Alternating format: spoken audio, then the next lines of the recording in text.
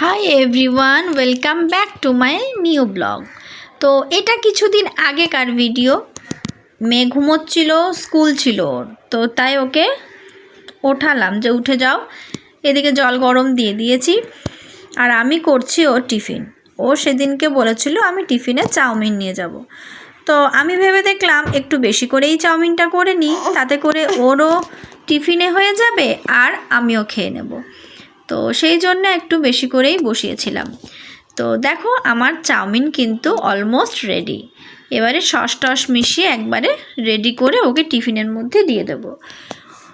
আর এদিকে ও কিন্তু উঠে পড়ে ও স্নান টান হয়ে রেডি হয়ে নিয়েছে। আমারও স্নান হয়ে গেছে, আমিও স্নান করে নিয়েছি ওর সাথে। এবার ওকে আমি যাচ্ছি পুল কারে ওঠাতে।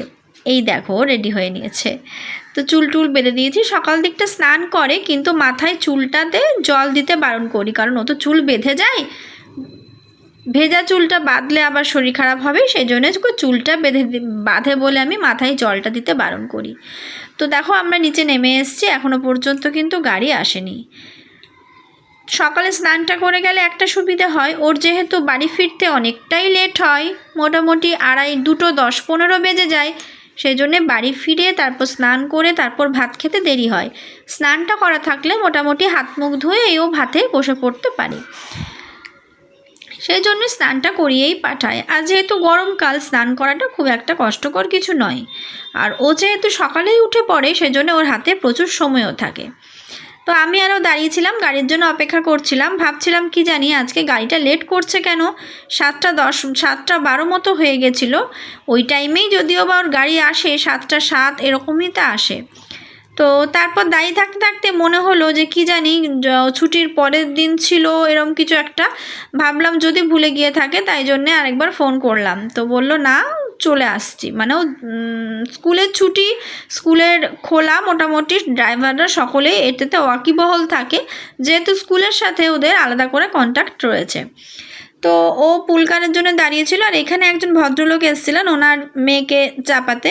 তো দেখো কুকুরগুলো ওনার কাছে এসে আবদার করছে, মানে উনি হয়তো কুকুরগুলোকে খুবই ভালোবাসেন, অন্য সময় হয়তো খাবারও দেন, তাই জন্যেই কিন্তু ওনার কাছে 3জন মিলে গেছে।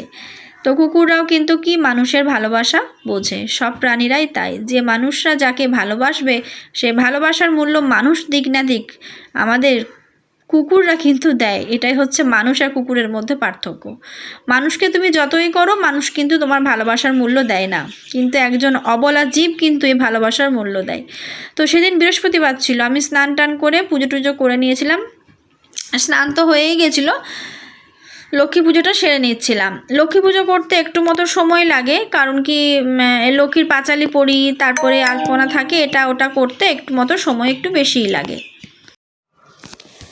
তো সেই জন্যে আমাকে বই পড়তে একটু সময় লাগে।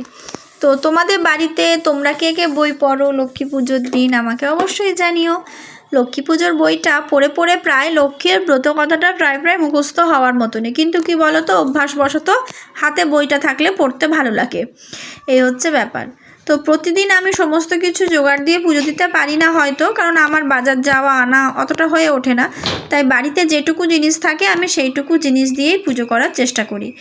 আর মেয়ে যেহেতু স্কুল চলে গেছে, সেই জন্যে আমার নিশ্চিন্তভাবে আমি পুজোটা করতে পারছি, কারণ মেয়ে স্কুল না গেলে এটা দাও ওটা দাও করতে করতে আমার বই পড়তে পড়তে আমাকে 10 বার যেতে হয়, আবার 10 বার আসতে হয়। কিছু করার নেই, সংসারে থাকলে সবটা সব রকমভাবেই করে নিতে হয়, কারণ একসাথে দাঁড়িয়ে সমস্তটা কিন্তু হয় না। তো আমরা ভাবি যে এটা নিয়ম, নিয়ম মানে নিয়ম, সংসারে যা খুশি হয়ে যাক, আমি কিন্তু নিয়ম বদলাতে পারবো না, সেটা আমি সেটা মানি না। আমার মনে হয় যখন যেরকম পরিস্থিতি আসবে, মানুষকে কিন্তু সেই পরিস্থিতির সাথে মানিয়ে নেওয়াটা দরকার, তাহলেই হয়তো সব দিকটা বজায় থাকে। তো এই হচ্ছে ব্যাপার। আর সকাল থেকে উঠে তাড়াটা বেশ থাকে, কিন্তু একটু বেলা হয়ে গেলে একটু রিল্যাক্স ফিল করতে পারি। আর রান্নাবান্না কাজকর্ম হয়ে গেলে একটুখানি বসি, নিজেরও কিছু পার্সোনাল কাজ থাকে, তাছাড়াও মেয়ের পড়াশুনোর দিকটাও দেখতে হয়, মেয়ের হয়তো কোথায় কি পড়া বাকি রয়েছে বা কি পড়াবো এই নিয়ে একটু বসি। কখনো বাড়িরও বিভিন্ন রান্নাঘর পরিষ্কার করা ছাড়াও তো বিভিন্ন কাজ থাকে, তো সেগুলো করতে লাগে। তো আবার কখনো কখনো এমনও হয় আমি বসে বসে হয়তো ফোনই দেখি বা শুয়ে শুয়ে, নিজের মতো করে সময়টা কাটানো যায়। আর যদি সারাদিনই সেই বাড়ির কাজ নিয়েই ব্যস্ত থাকি তাহলে নিজের সময় বলে আর কিছুই পাওয়া যায় না। তাই চেষ্টা করি মেয়ে স্কুল থেকে আসতে আসতে বা তার অনেকটাক্ষণ আগে আমার রান্নাঘর বাড়ির কাজকর্ম সেরে নিজের মতো করে একটু টাইমটা কাটাই। তো মেয়েরা তো নিজের মতো করে সময় কতটুকু কাটাতে পারে সেটা তো খুবই সন্দেহের বিষয়, পারে না বললেই চলে। তবে আমার মতো চেষ্টা যদি করা যায় তাহলে নিশ্চয়ই কিন্তু নিজের জন্য সময় বার করাটা পসিবল হয়। তো আরেকটা যেটা আমার মনে হয়, নিজের জন্য সময় বার করলে মনটা কিন্তু আনন্দও থাকে।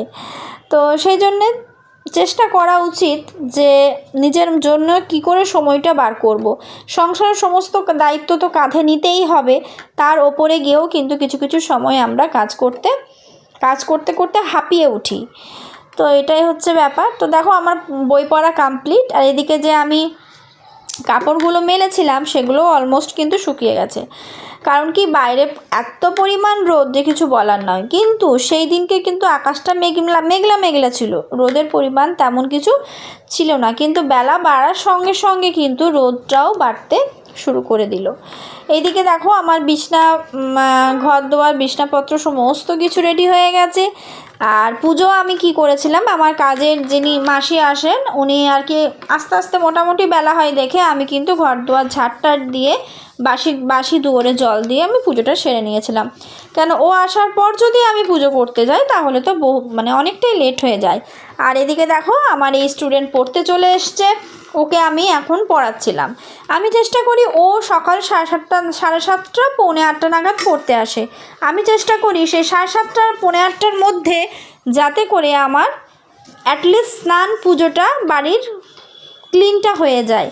তারপরে 1 কাপ চা করি, চা করে আমি ওকে নিয়ে কিন্তু পড়তে বসাই। ও পড়ে মোটামুটি যায় 9টা 9:30। তারপর আমি কিছু রান্নার দিকে যাই। তো এই হচ্ছে আমার রুটিন। তো চলো, তোমরা সবাই ভালো থেকো, সুস্থ থেকো, টাটা।